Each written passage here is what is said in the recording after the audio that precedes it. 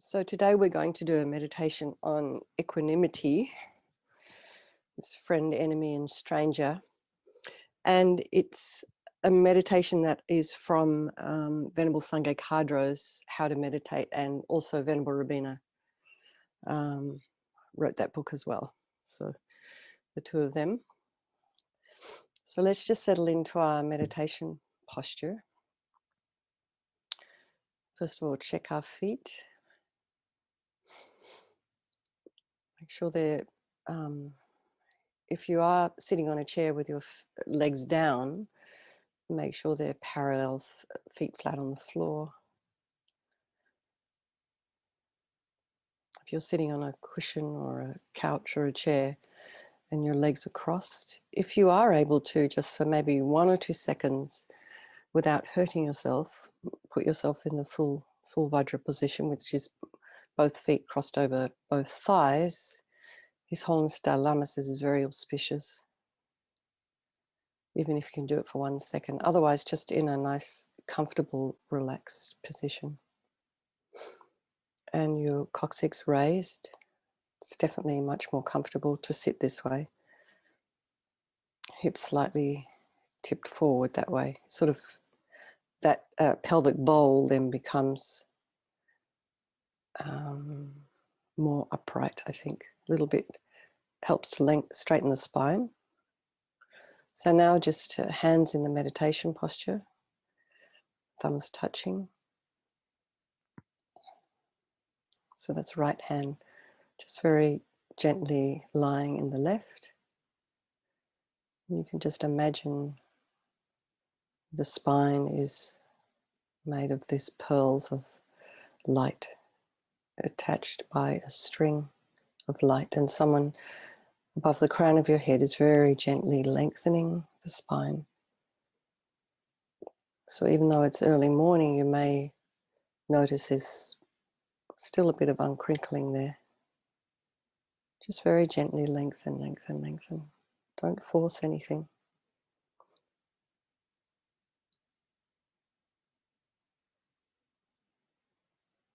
Head slightly tipped forward. If your head is too far back, it creates agitation in the mind. If it's too far forward, we're going to fall back to sleep again. Eyes can be open or closed. If your eyes, if you're feeling a bit sleepy, sometimes it's a good idea to just crack your eyes open a little bit and allow some light to come in. So looking at a spot about 2 inches ahead of you, spot on the ground. Relax your jaw, tip of the tongue, the roof of the mouth. So let's just go to the crown of our head and just relax our scalp and forehead, temples. Go to the back of the eye socket and see if you can relax the muscles back there. Nose, cheeks,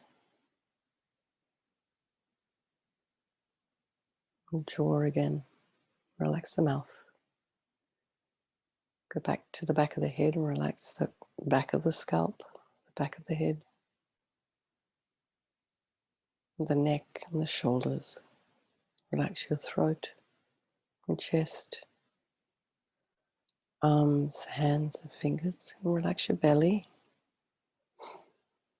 We hold a lot of tension there, so just let that go. And relax the legs and the feet and the toes.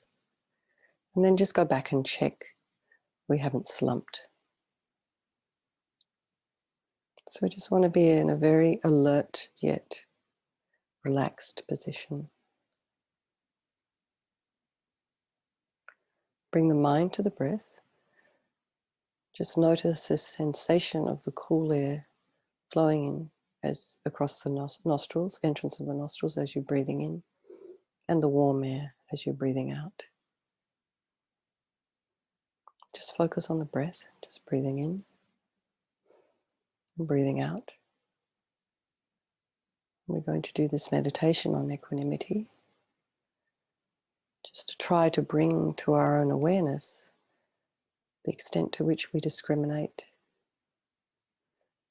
things, people, sentient beings.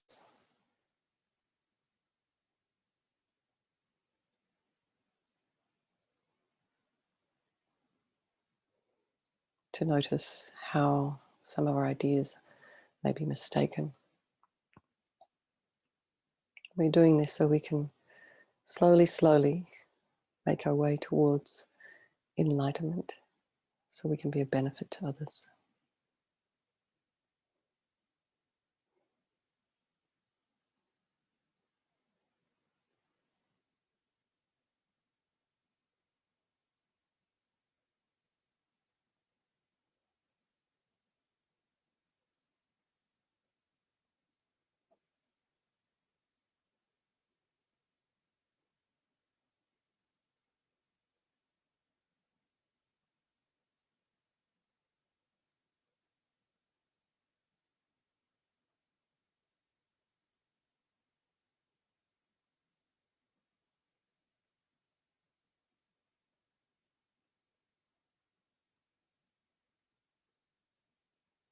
Bring the mind back to the breath. For any thoughts are arising, any concerns about what might be going to happen today in your work or with other people, just allow those thoughts to be there. Try not to follow the thoughts or make a story.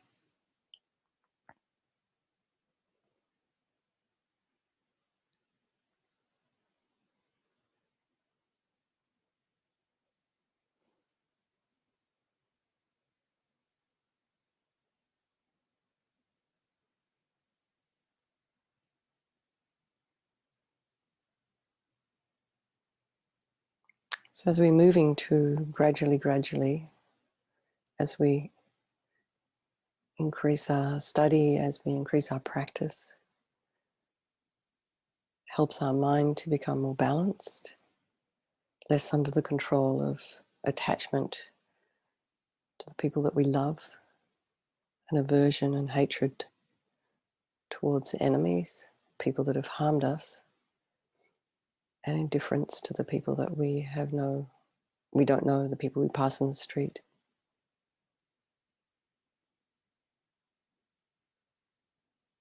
So imagine in the space in front of us, 3 people, someone you like, someone you don't like, someone who's harmed you, put this person in the middle, and someone you dislike. Someone you dislike, and then someone you feel indifferent to. So a complete stranger.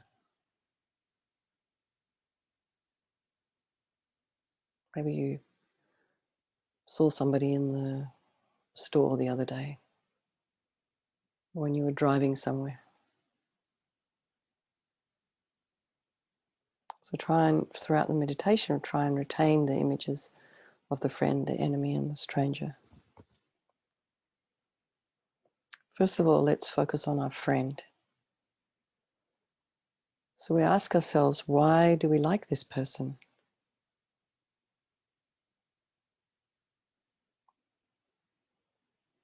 See if you can recognize that the reasons are mainly because of what they do for you. Is this true? And if so, are these good reasons for liking someone and holding them dear? Look at the person that you don't like very much, the person who's harmed you, and examine your reasons for feeling that way. Again, check if the ego is involved. So for example, if the person has harmed you, or maybe they behave in a way that you find unacceptable, are those good reasons for disliking someone, treating them badly, and wishing them harm? And then look at the person that you feel indifferent to. Why do you feel this way? Is the ego involved here as well? Is it because this person has neither harmed nor helped you?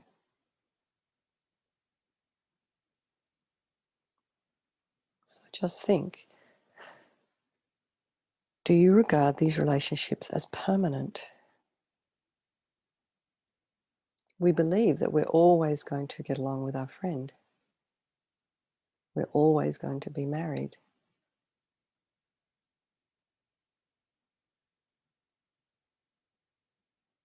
We're never going to get along with that person that's harmed us. Absolutely never, ever, ever. And we're never going to see that person that we saw in the garage or in the store probably ever again. But try to bring to mind relationships in the past that have changed.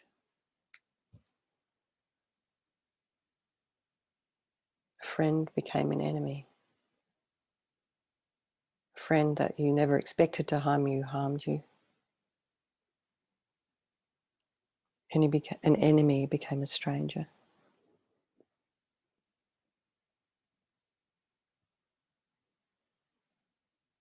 And an enemy became a friend, a dear friend. And a stranger became a friend. And you have to remember that at one point, all the people that we know were strangers to us. Okay, so now imagine the friend in front of you doing something perhaps that you find unacceptable. Would your feelings towards your friend change because of that action? So just recall again that this person was not your friend before you became acquainted and could very easily cease to be your friend in the future. There's no sound reason for feeling kind and loving towards only the friend of this moment, because relationships changed in the past and will continue to change. Today's friend can harm you and become tomorrow's enemy.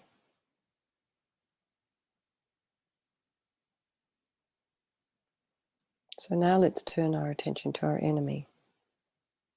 And imagine this person doing something kind or helpful.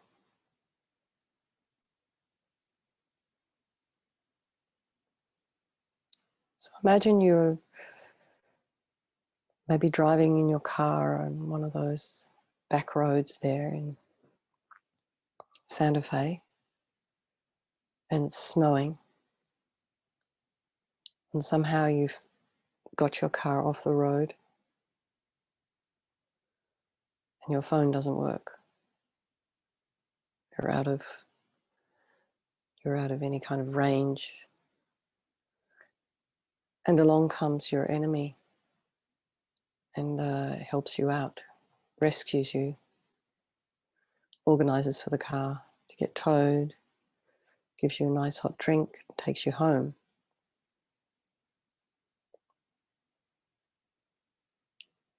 If you look carefully at your feelings towards this person, they might be softening. And you can learn to feel warmly towards your enemy. This has happened before, and it will happen again. So there's no reason to hold so strongly to the conception that this person is definitely, permanently, undoubtedly an enemy.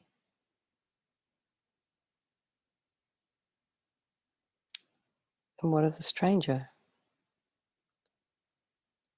Well, this relationship could go either way. But since we're trying to develop more positive feelings towards others, imagine the stranger doing something helpful. Maybe they've given you directions when you're lost.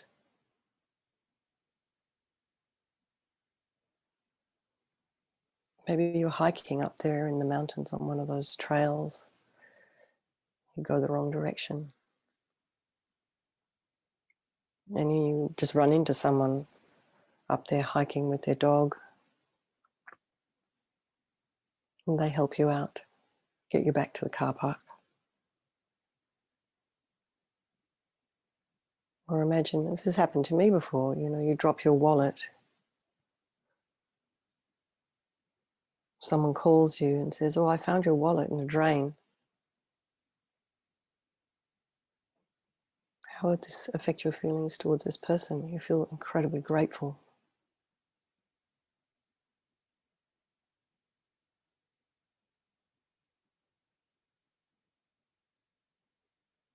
So if we are able to accept the existence of past and future lifetimes, let's consider the idea that we've known these people before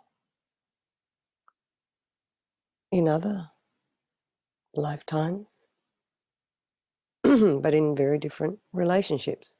So consider the friend of this life may possibly have been an enemy in another life. Your present enemy, the person who's harmed you, may have been someone very dear to you. They could have been a parent or a sibling, close friend. And the present stranger may have been both friend and enemy. So giving this in mind, now how are your feelings towards these three people?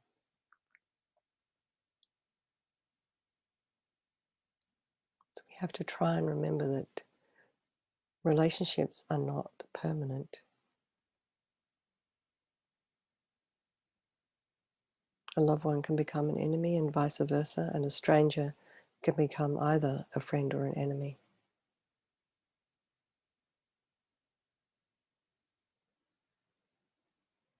No one is a friend, enemy, or stranger from their own side, independently, permanently fixed in these roles.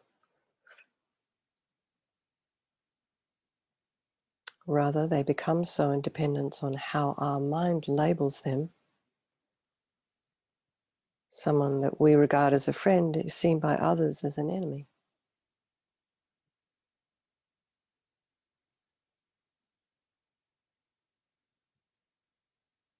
So one person you might see as your enemy, they have a mother and a father, a sister, a brother, maybe a spouse who love them. And just because we don't like them doesn't mean to say that there are other people out there that don't think they're absolutely marvelous. Therefore, it is unwise to cling to these three categories of people as if they were permanent and unchanging. One thing that's very helpful is to remember the ways in which everyone is the same, the way in which we're all equal. So one of these ways is that everyone wants to be happy and no one wants to suffer. We all want to avoid problems and we all feel pain when they arise. And contemplate that your friend, your enemy, and your stranger all want happiness as much as we do. And they don't want to experience even the smallest problem. And everyone, yourself and others, deserves to be happy and peaceful and free from suffering. So let's really try and get a sense of this.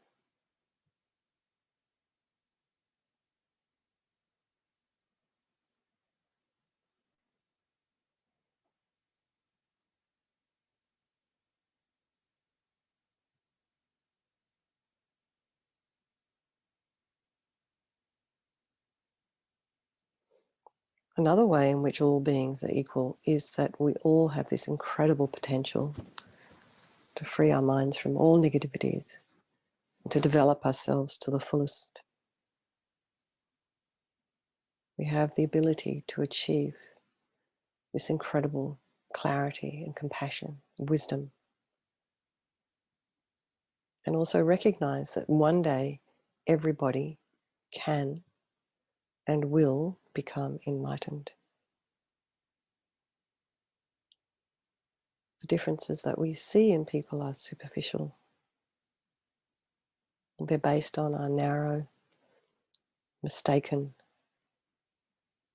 ideas, self-centered viewpoints. If our thoughts and feelings were more in line with the reality of the way things truly are, we would see that everyone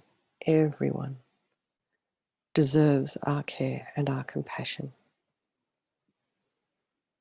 That said, this doesn't mean that we should not discriminate on a practical level. Sometimes it's necessary. Sometimes we have to take care of ourselves. We have to be aware of what is sensible. And naturally we feel closer to some people and are wise to keep distance from others. It's not a contradiction. The point of the meditation is to develop equal concern, equal regard for everyone, whether they help or harm us at this point. To see that our present discrimination is based on arbitrary, mistaken, and very changeable labels.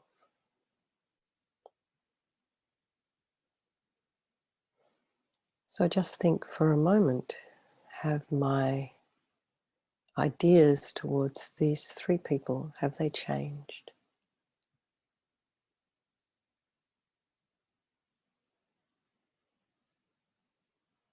It's like we do in the Vajrasattva meditation, developing compassion for the people who've harmed us because they are going to suffer in the future.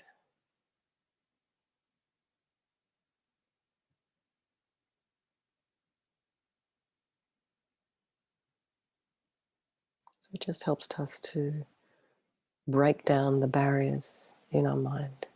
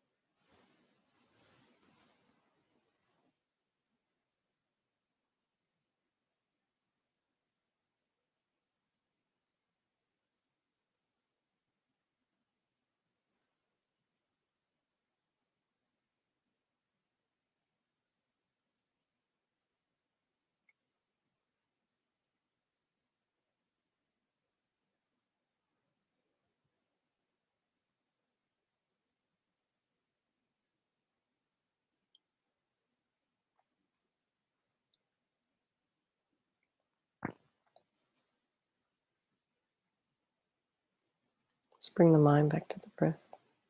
Just breathing in and breathing out.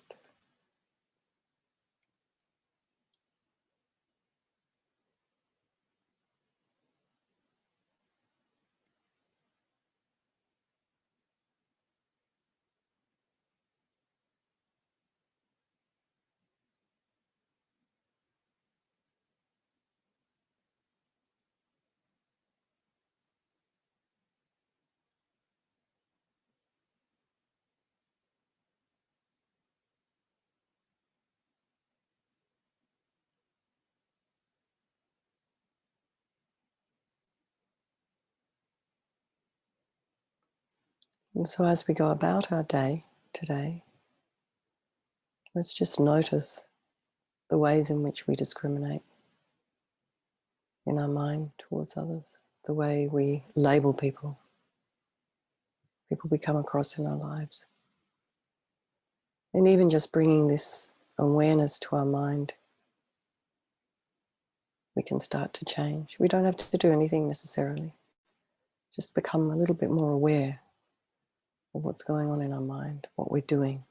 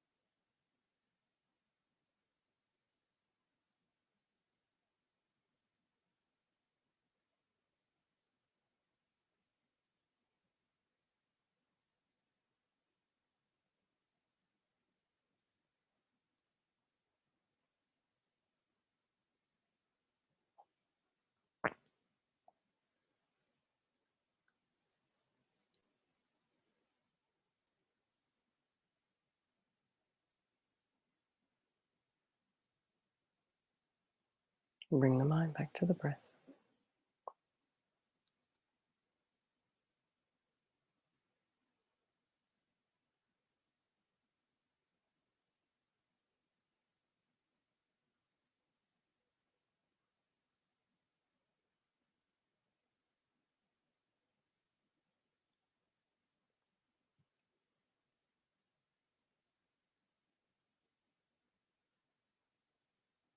So we can just dedicate the positive energy that we've created this morning doing this equanimity meditation.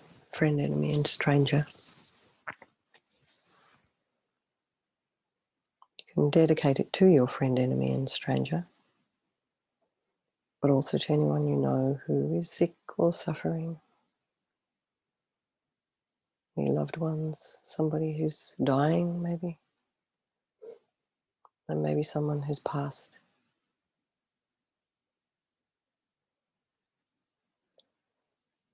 For our own eventual enlightenment and to all sentient beings. And just rejoice. We've done just a little bit of work on our mind to help increase our own awareness. What's going on in there? It's fantastic. Thank you so much, everyone. Thank you very much.